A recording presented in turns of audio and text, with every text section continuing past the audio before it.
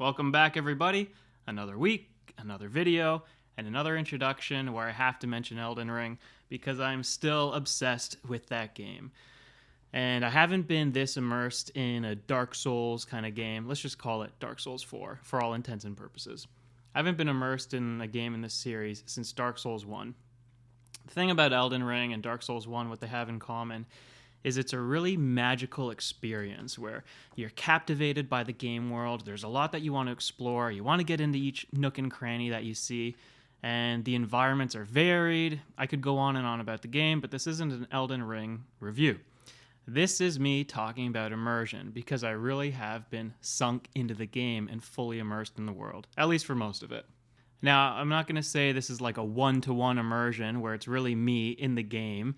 That's maybe something better for 10, 20 years down the line when we have better VR and we really feel like we're experiencing these kinds of games with us in them. I'm my character and my character's in the world, and it's fun. There's a lot of mystery. There's a lot that compels me to keep on moving forward in my adventure. And so I guess this is kind of the second tier of immersion that we just have to, keep that in mind as I talk about different points in this video. I'm not actually in the game world. I'm not getting that immersed in the game. I never have been, I don't think. Maybe during childhood. We'll talk about that later. But I'm my character, and I fully believe that my character is a part of this world.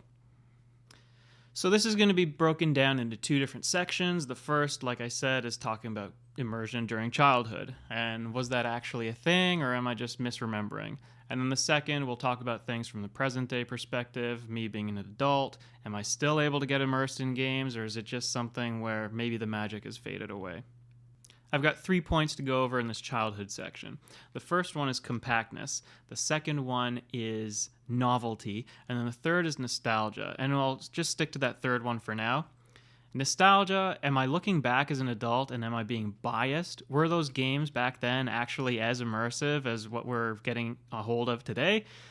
Well, I don't think so, but you know what? Everything is relative. And when you experience something for the first time as a kid, and that's the novelty, point 2, it is just as impactful and just as meaningful, if not more, than what you experience today as an adult. Maybe playing like Breath of the Wild or Elden Ring, like I've already talked about a couple of times. That's pretty much it for nostalgia. Let's just close out the point on novelty.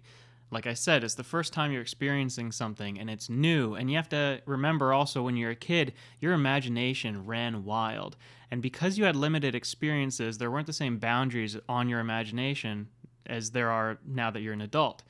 I mean, we know when we play a game, that shouldn't exactly be happening, or that doesn't really make sense. But you don't ask all those questions. You don't stop and pull yourself out of the experience to see if everything lines up properly when you're a kid. You take everything at face value. I mean, I'm no child psychologist, but from what I remember, you just see something as a kid and you believe that that's the way it is. If the developers design the game world a certain way, you take it. That's the game world, no questions asked. This point on compactness was originally going to be its own video, but I decided to incorporate it here, and I'm not going to elaborate on everything fully. Maybe I can revisit in the future, but I'm going to leave you guys with this. Maybe less is more. And I think about a game like Monster Hunter World, where the environments are gorgeous and there's so much in them. There's the dinosaurs and there's the plants. You're running through rich, overgrown jungles. And yet I just didn't find myself getting fully immersed in that game.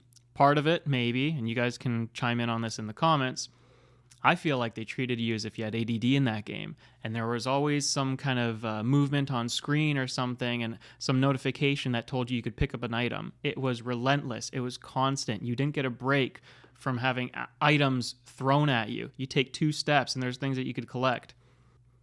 You guys are going to see on the screen here with Pokemon Emerald, there's less on the screen. And I feel like those fewer things call to your attention more. Now, gaming as an adult and getting immersed in the present day, these points are a little bit more muddied, but I'll try to separate them based on technical points, quality points, and also the genre. The genre, I think, really matters because, look, the games are just designed in different ways. If you guys have ever been immersed in an FPS like Doom or something, did you really feel like you were a part of it or you were feeling that world come to life? Let me know in the comments because for me, my experiences are limited to, I think, RPGs and adventure games like Breath of the Wild. Leo decided to join me for this point on hardware. In the other room, I've got my TV and my switches hooked up to it. Maybe you guys also have bigger TVs than you do computer monitors. You've got your PlayStations, your Xboxes, so you're playing Horizon or whatever other game on there, and you can more readily sink into that world. I find the same is not necessarily true on my computer monitor, and I think it does have to do with the size of the monitor, also where I'm sitting. That should count as hardware, right? What seat you play in? So the sights are one thing and sound is another. And sound design in modern day games is crazy. You've got different sound effects for what material your boot is made out of, and whether you're walking on snow or dry leaves or grass or whatever it is. And having a pair of headphones, which I have at my PC, not at my TV, can really help you pick up on everything, and that can really help immerse you in a game's experience. So get a good pair of headphones if you're playing at PC, or if you have the luxury to hook them up to a TV or your controller or something. I don't know, for a console, might want to look into that as well. Unfortunately, with this guy, I don't always have the luxury to put on a pair of headphones and close myself off from the real world, so I haven't been playing games with them very often. And now the final point, just to kind of wrap it up, I'm going to go over some obvious things here. There's the quality of the game. Obviously, you have to be playing a good game to get immersed in it. You're not going to play some garbage and have a good time with that. I find you also have to be more relaxed, and I think that's where me playing on a Switch can help do that, because the setup is just, there's no distractions over there. At my PC, I'm more likely to be tempted into doing something else, but also just sitting upright is never going to be as comfortable as lying down. So that does it. Really, this video was a collection of scattered thoughts I had, and I just tried to piece them together in a cohesive way that made presenting this video more bearable for you guys and hopefully enjoyable.